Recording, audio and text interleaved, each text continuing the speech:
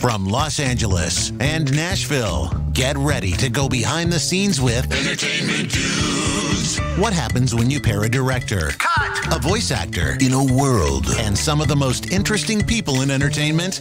You're about to find out. Yes, you're about to find out. If you're only hearing this episode and not seeing this episode, well, you can check us out on YouTube or any of the other podcast apps that have video podcasts. Yes, we're also on iTunes as well, and we're on Spotify. Are we on Spotify yet? Yeah, we're on Spotify. Yeah, we're on Spotify. I know we were waiting for that process. All that stuff. Yes. But if you're joining us on YouTube, please like and subscribe, because you do not want to miss any of the great stuff that we have. Hit the bell. You. That's right. Subscribe. Hit the bell. Bing. Yes. You know where we're leaving off, Jason? Yes, from last time, and exciting. Yes. We're learning about audio. For those of us on the directing side, audio is probably actually more important than the video, because you can have bad video, but if you have good audio, people will forgive it. But if you have amazing image, but your audio is terrible, the people aren't going to like you. You're going to have problems with your film. And we're not talking about just audio and film. We're talking about audio and recording, how you're doing your demos, your voiceover stuff. And what better people to talk to than people who have been doing this for literally decades in the audio industry. And if this is you're catching on part 2, you're going to be really excited to see our guest today, who where is it? Oh, guest here, the amazing Roy, Uncle Roy. Uncle Roy. Yes. Oh, there, okay, and his feet. Uncle Roy has magic socks. So if you've ever known, smells like coffee. Coffee. Yes. Oh, coffee. Hang on. I want to waft it. I don't want to like a full. Yeah, coffee. That's great. Yeah, I wore those in honor of Val Kelly, who loves coffee. Now, can you drink from that coffee cup on your sock? Maybe you could, but I don't know if I could reach. I'm not that much of a contortionist, you know. We're getting into some territory here that I'm a little uncomfortable with. We're going to run away from that. I don't know. So a little bit ago, we were talking about we learned your, how you got into this industry. We talked about about the audio, different types of gear in the market. Being a director and oftentimes doing my own editing, a lot of times they say, you buy an editing system, that means you're an editor. That's not true. Anybody can be taught how to cut, here's how you put these pieces together, and boom, you've got an edit. But I think editing has something, there's an emotion to it and a feeling to it, and there's something you've got to sense in order to really get, why cut this piece? Why 2 frames off here? Why does it matter? So in terms of you working with audio so much, how do I know I need to EQ this, and why this piece here, and why does this sound need to come up while this is going down? Can you teach that, or is it an innate, or is it, sorry, you either have it or you don't? Some of it you can't teach because it's intuitive. Somebody tried to hire me to teach somebody to do, I wanted to come in once a month and just go through their whole system and test it and what to do if something wasn't working. And they said, well, you'll teach so-and-so. And I said, it's nothing I can teach. I hear it. My brain tells my hand to do EQ or, compression, whatever. Having edited for 45 years, over 40 years in the business. So you get very sensitive to timing. Mm-hmm. Who's calling me now? I'll hang up. So that was me. Oh, okay. Okay, yeah. Well, I'm on the show. You don't have to. Okay, that's right. I was calling you too, same time. Okay. So I'll call you back. It was I'll us. call you back after I'm done with these. All guys. Okay. Right. We'll talk to you then. So having edited audio, old school. Yes. Oh wait, I don't even know what that. What was that? Well, this is actually a cassette splicing block. What does it do? Oh, you run the... Oh, well, with the cassette splicing, in case the cassette broke, don't make me... Yes, we have to see this. Can we see it? This is fascinating to me. Yeah. Okay. Yeah. All right, so it's all... All right, we're going to make... Right. I have a lot of analog tape. Every format. Cassettes, wire, 8 tracks, DATs, mini CDs, all that. No, this is a cassette splicing block for when the leader tape breaks off and you got to splice it back on. Okay. So anyway, so like the old school Steinbeck cutters for film, you had the tape and you had the pieces. Right, but on a Moviola or a Steinbeck or something, you're limited to it can only be where the sprocket hole fits in. Yeah. With tape, it's unlimited. Okay. Same thing. There was when you were editing video, it had to be on a frame edge. You had 30 places or 29.97 places within a second to choose your edit point. Audio this way or audio in Adobe Audition or Audacity, anywhere. It's unlimited. So anyway, the video, you would get a roll if the frames didn't sync. And so they brought in the frame syncs and all that kind of stuff to solve that. Yeah. Right. No, in the early days of video, you had to look at on an oscilloscope to see, because you couldn't put two humps together. It would cause the roll, as you were saying. This is ancient history, kids. You don't need to know any of this. This is useless.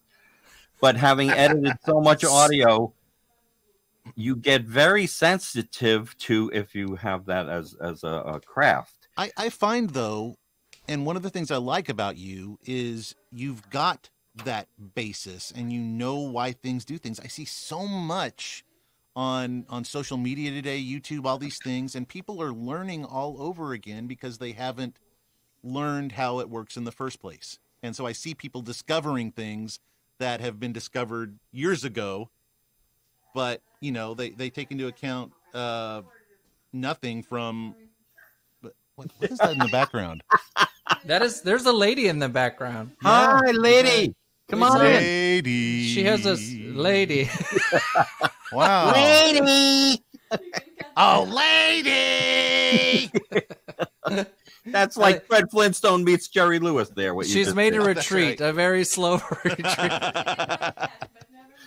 What's that? I wanted to get the cat, but never mind. Oh, we're enjoying the cat. Oh, come get the cat. This one, you can come get him. Yeah. The cat. But anyway, yeah. I'll try to cover you as you come. Got a basis Ray, come on in. Go ahead. Things that have already been discovered and why things are done.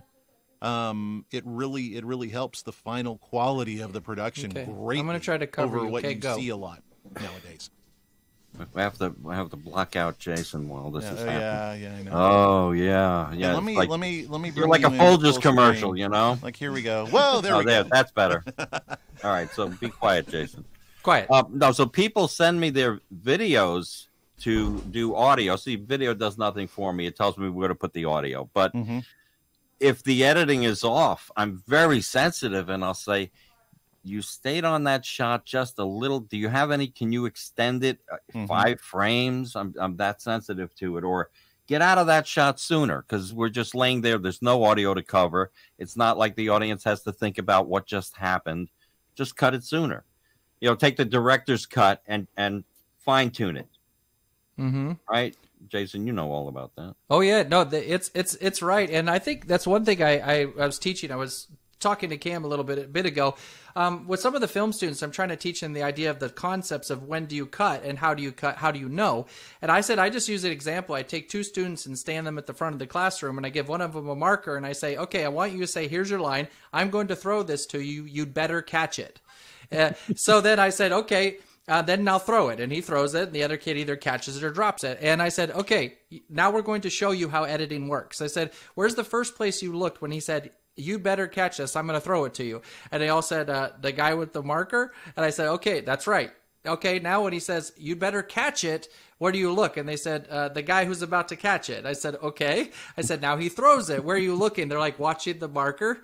And I said, and now that he catches it or drops it, where are you looking to see if he caught it or dropped? I said, you just edited a story in your head, and you were watching that.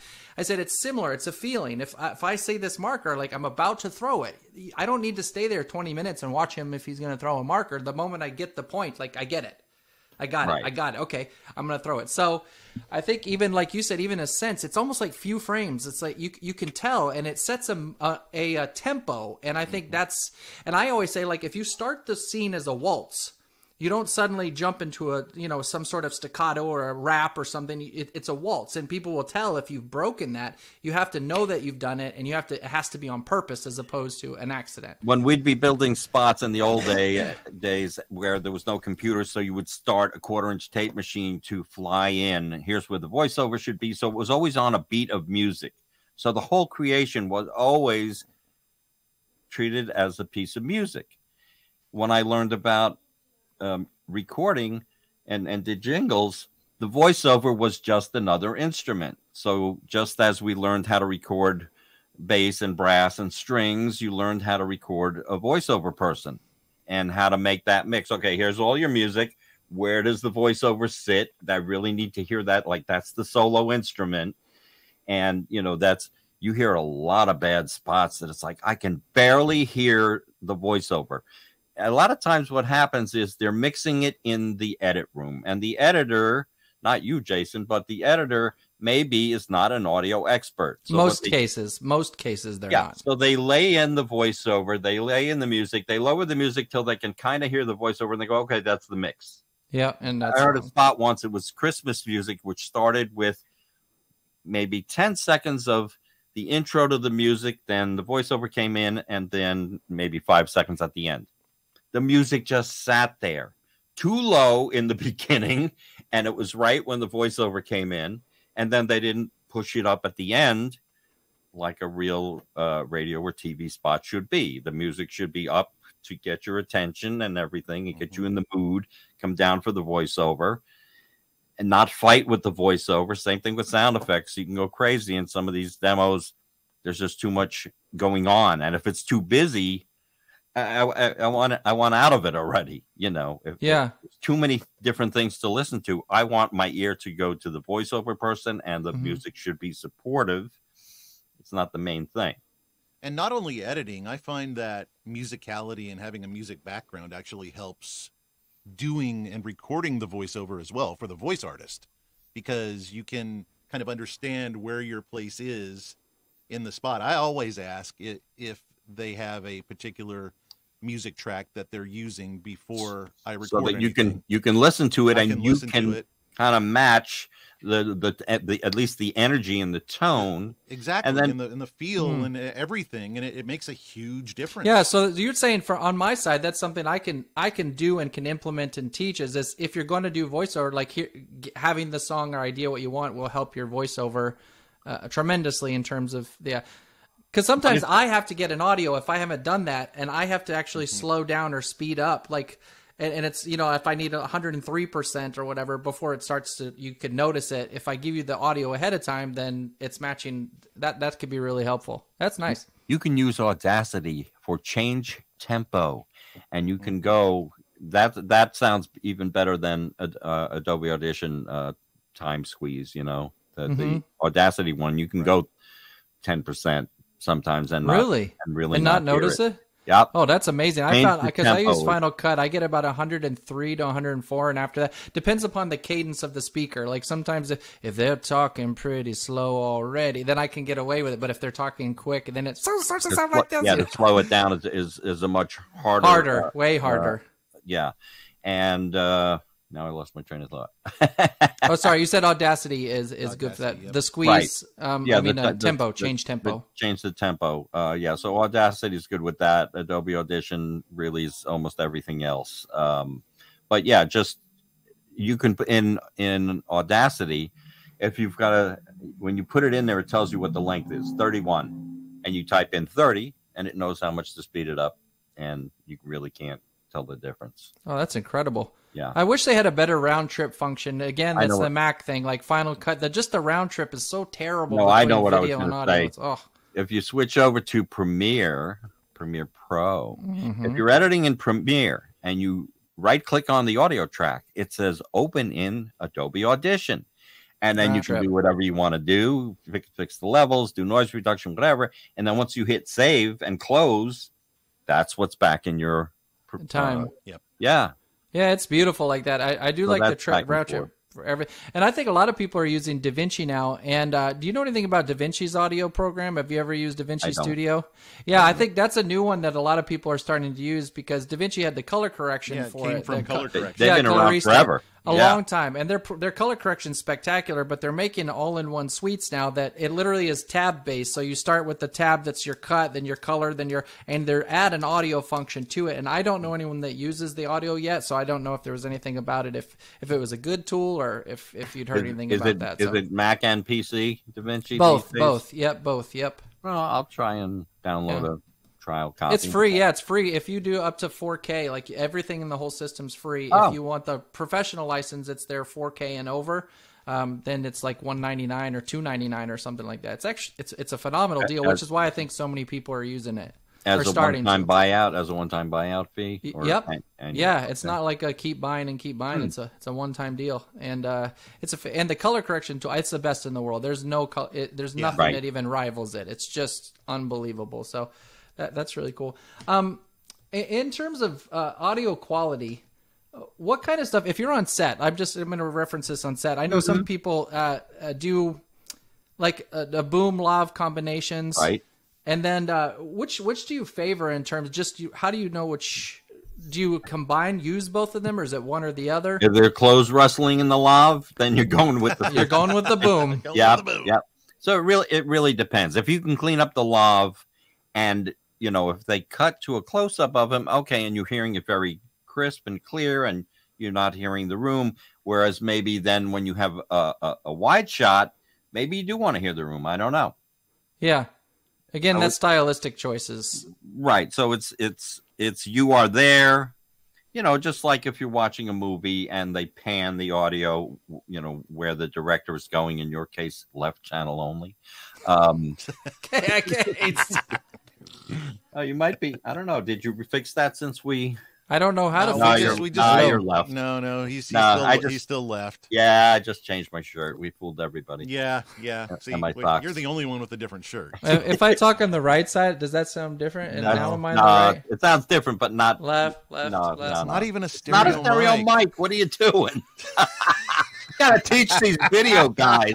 You see, that's why you can't mix in the edit room. That's why I'm voiceover dude and he's director dude. Yeah, I like to do from the top because I think it really sounds imposing when I speak from the top. Yeah, especially when you go imposing and you put that plosive on there. It really sounds good. I don't even know where my windsock. Use the mic that nobody actually uses for voiceover. I've got one of those. I have one of those. And so does yeah, see, he had pop filter. Oh my. Right He's there. got one. Yeah. He's got one, yes. Cam's got a 3D printer now, and he's going hog wild with it. Now, let's see K9. Come on, let's see K9. All right, Bring him over. There's a K9 right there. Bring him over. That's actually really phenomenal print. Really good. That's phenomenal. It's a print. I wouldn't even know. You had to put the spittoon on his head. Spittoon.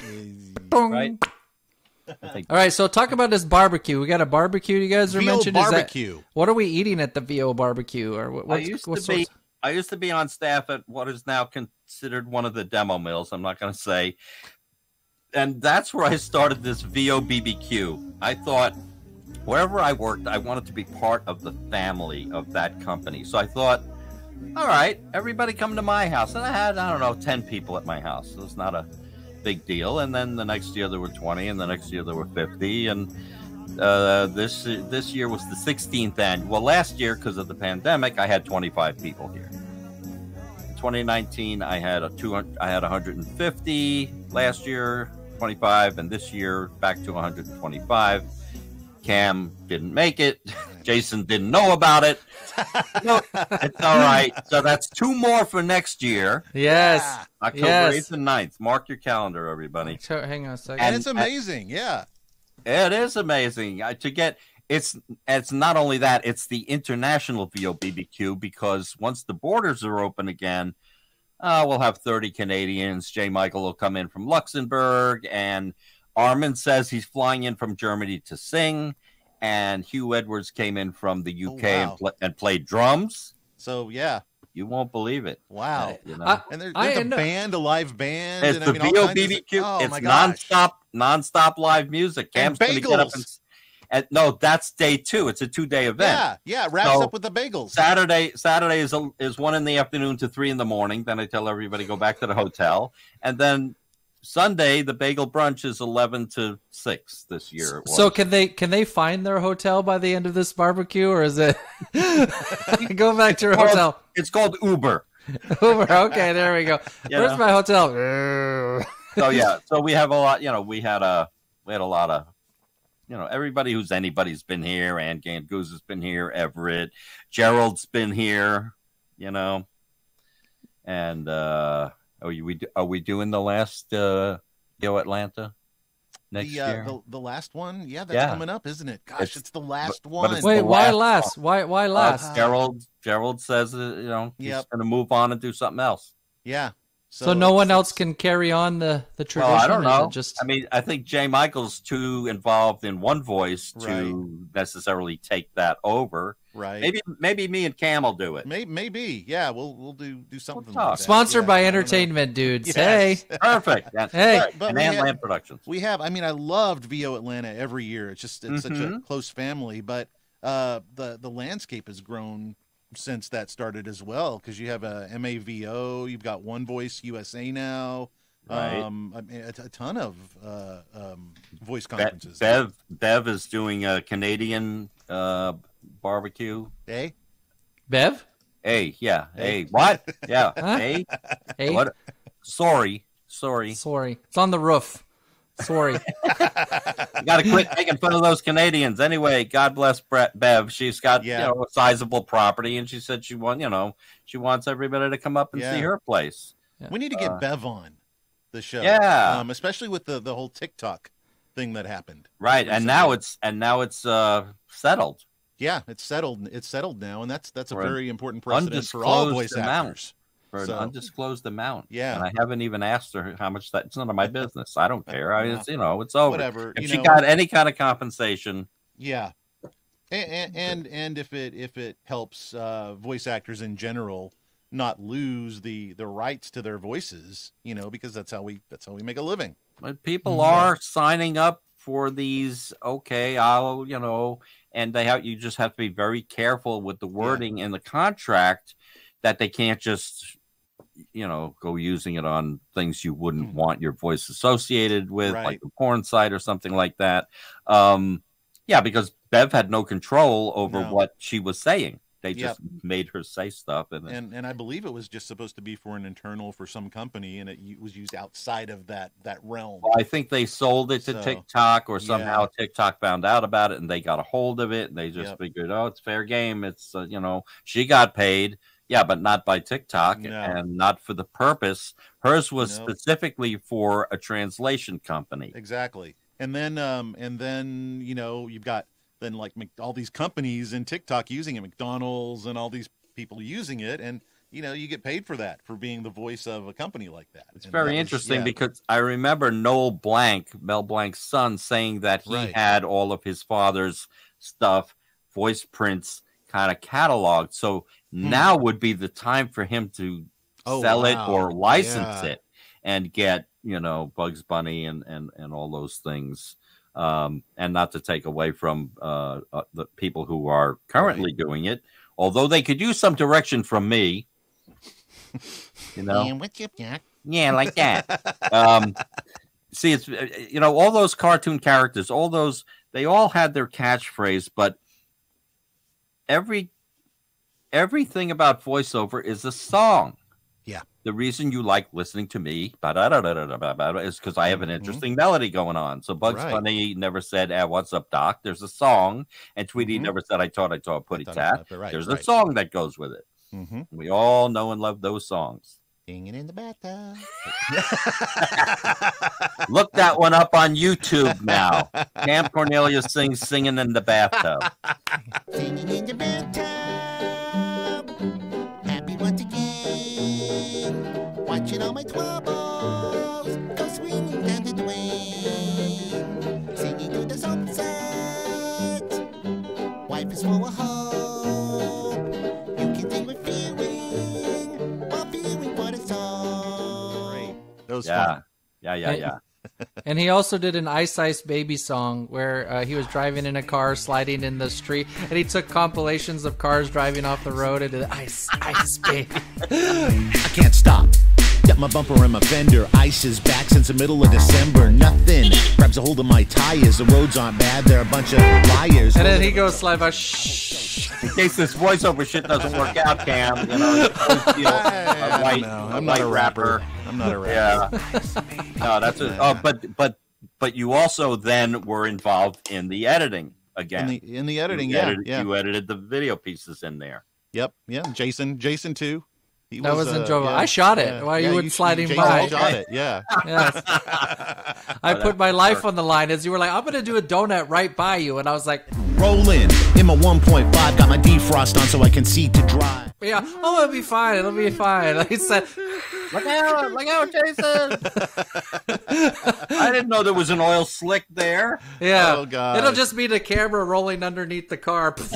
Well, that footage would be really cool. Oh, amazing. When we're talking about this and the musicality, when working with voice actors and doing demos and so forth, what is your number one piece of advice that you tend to give to actors when you're doing a demo?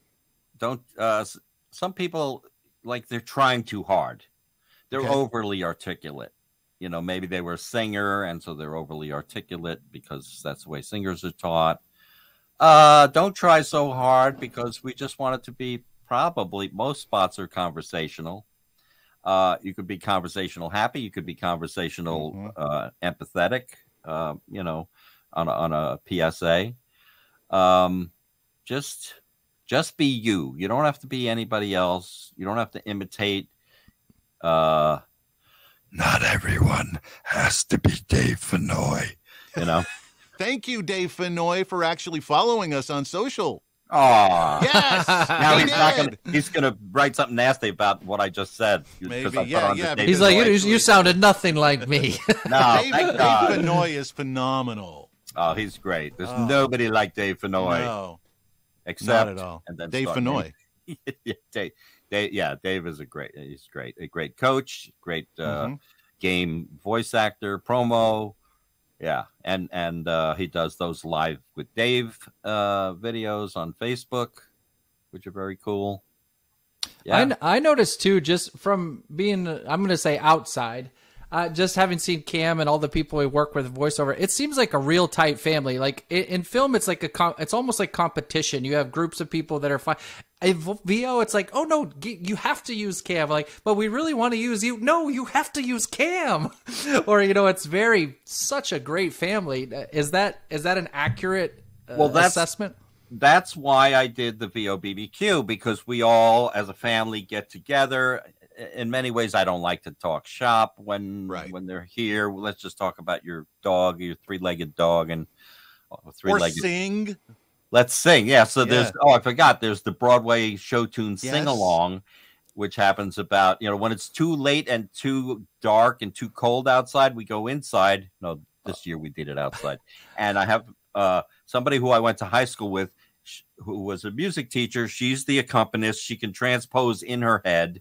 And I get, they're paging me. I guess we're doing Fiddler on the Roof and they need Tevye. So I was Tevye. JDK was Tevye this year. Dan Leonard. Dan Leonard was a Tevye with me, and everybody's in there on their phone. Paul Strickwater, everybody, and they're looking up the lyrics so that they can sing along with the thing. It's really cool. And then you say, "Excuse me for a second, I have to go to the Pez room." The Pez. Oh, I have one of those in my Pez room. You printed this too? No. They sold that. Yeah. Did you steal that from my Pez room? No. Oh. No. All right. The Pez room is where you go after a long journey and you show up at my house. When you got to take a Pez, you go to the Pez room. You have to take a Pez. Yes. Right. And it's covered with Pez. Do you want me to share a picture of the Pez room? Do you have a photo of this room? Boom! Yes. See, yes, it's working. Right. Look at these. You got the Pez lady, right? And so if you really zoomed in, which I'm not going to, but either this one I think is the one that you had. This one. Yeah, here. there it is. Let's see. Yeah, there it is. Did you zoom in or I did? You did. I think you double clicked it and it zoomed in. Wow. There's a little plus button at the top left, right above your mouse there to the left a little more. Yeah, look at that. Look at this. Wow. Yeah, you got Simpsons. Here's Bugs Bunny one, right? Shoveling it in, the same thing. Yeah, look at that. Got the Honey Nut Cheerio bee. Pezomania. Here's the Marvin. one. Right? There you go. There's Marvin and yeah. Okay. So anyway, so I had the porta potties there, and I decorated them actually on the door it said auxiliary Pez room number 1 parentheses, but you can do number 2. And I put up pictures in there of.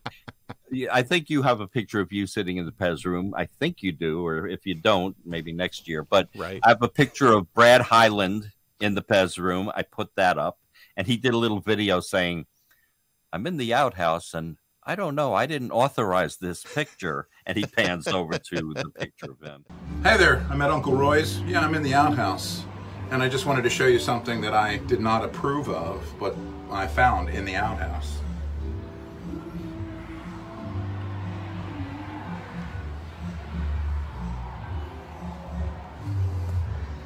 Uncle Roy.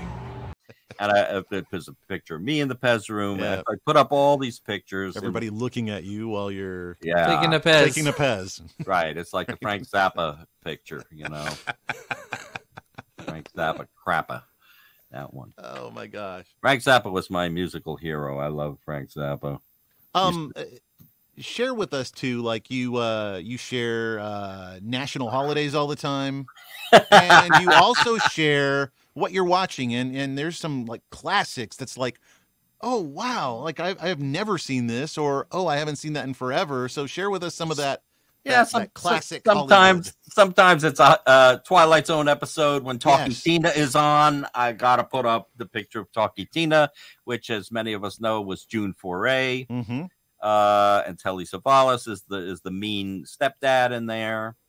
And I even forgot what the heck today is. It's national. Now I have to go look. Roy, wait. Okay, you could edit that out. Yesterday was National UN Day, and I worked at the UN as a temp for a while. And today, this is not going to play on the right day anyway. So, but no, when we're recording this, it is this day. Right. On this day, on October 25th, it's National Greasy Foods Day. Yeah. There we go. So I put up a big plate of bacon, Hi, we're back. Hi, we're back. Hi, we're back, and you're not. And there's Dottie Pearl Snake Eyes. Look at Dottie Pearl is out. Wow. Look at that. Look at those little. You love that. Yeah. Fast. I love you. Oh, that's the Cecil doll. I have the recordings from that. Oh, wow. I have that. Are you getting that? Yeah.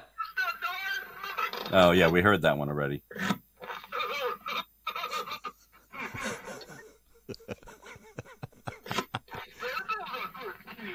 That's like pulling the. Yeah. Oh, I remember sometimes when the battery would run low on those, and you'd pull it, and it'd go. No, this is pull the string, and it winds up. Yeah. And speaking of winding down, is it time to go? It is time to go. Where can everybody reach you, Mr. Uncle Roy Yokelson? You'll find me at 17 Mott Street downstairs in Chinatown, New York City at WoHop. That's where you'll find me. If I'm not there, then you can go to my website at antlandproductions.com. That's what we're looking at now. Right there. Yes. Karen Barth and Joe Davis are redoing that website as we speak. Voice actor websites? Yes. Yes. Give them a plug. We'll do that. And my shameful email is antlandprods, ANTLANDPRODS, shamefully at AOL.com, shamefully not sorry. Or antlandproductions@gmail.com. The mail will get to me one. What is AOL.com? What is that? Antlandprod. Is that a new service? Well, everything old is new again. Yeah, that's right. Exactly. AOL. What the heck? Shined it off. If I You've got mail. Exactly. If I launch it now, you'll hear the guy say, "You've got mail." Well, what's your MySpace? We need that too. It's probably Roy Yokelson at MySpace. Yeah, exactly. No, you find me on Facebook all over the place, and then you can find out.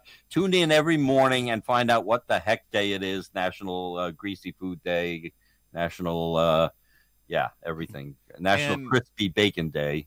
And if you happen to attend an event where Roy is, be on the lookout for bagels, because he always brings a big bag full of bagels. My carry-on luggage when I do any event, Canada, Dallas, Atlanta, my bagels have been everywhere.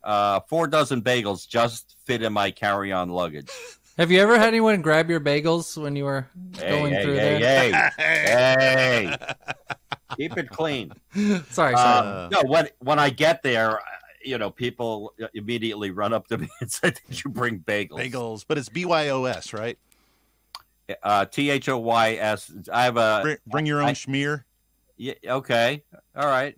No, I bring tofu schmear because I'm lactose intolerant. So I bring tofu scallion for me. And I have a weekly holiday that almost everybody knows about called Bagel Thursday. Yes. THOYSDAY. Thursday. Because I'm from Brooklyn. Giddy. He said it's time for the show to end. Time. And actually, this is a Wednesday, so tomorrow is Bagel Thursday. Oh, right. So you should have to air this on a Wednesday. We're airing this on a Wednesday. Yeah, we come out Wednesday mornings at 1 a.m. What? Central. 1 a.m. Central. What year might that be in? This is this year. Oh, okay. This is Some people have a lot in the can, and so I don't know. You only have what do you have up there now? Like 3 or 4 episodes? We've got 4 as we're recording right now, and we've got coming up some great guests like they'll have aired by the time this one airs, but Liz Atherton will be on with us. John Bailey will be on with us. We have a great concept artist called Paul Girard. Okay. Yeah, he did a lot of the art for His Dark Materials. He's working on the new the Indiana Jones. He's doing all the concept art for these films. Really awesome. Super talented. I walked out on the first Indiana Jones film because I thought the plot was spiders and snakes. That's all I could see. And then the last one was aliens, so I left that one too. Yeah. So if you're listening to this now and you haven't You haven't catched? Caught it. It's caught it. Sheesh, why did I say caught it? Caught it, Cam. It's caught it. You haven't caught it any of the earlier episodes. No. Check out some of the earlier ones with like Paul Girard and check out Liz Atherton. Is it National Talk Like a Brooklyn, like a whatchamacallit. What's his name? Oh, geez. Yeah, I can't think of it. Anyway, thank you again so much. Roy, thank you so much. Fun. Yes. Yeah. It was fun. Don't forget to get an Antland t-shirt somewhere. If you need any audio services, visit antlandproductions.com. Roy will help you out, and I think he's going to try to help Jason out now with his left channel only. Yeah, work on some reflections and stuff like that. Oh, you got the blingy. You got the AT50X. This on? No. These. Yeah. I've had these for a while. Yeah. So. They're a little bright for me, but okay. I'm a bright guy. Oh, you sure are. I mean, look at his shirt. Yeah. Has this been too stuffy? Was I supposed to Yeah. Oh, yeah. Let's see some of your chest hair. Oh, that's good. Is that too Tom Selleck for you? Like, I don't know. It's too woolly for me. Take the sweater off. Woolly bully. The woolly Cameth. That's good. That's good, Cam. On that note, no improv going on here. Oh gosh, we gotta go. From your Emmy-winning hosts and Emmy-winning guest, and bowling trophy polishing guest. Bowling trophy, yes. Yeah. We're gonna pin that one to the top. That's right. Don't strike out. Entertainment dudes, please join us next week for more fun and frivolity. We'll spare you all the fun. Oh, that was Bye, folks. Take it out of the gutter. Out of the gutter.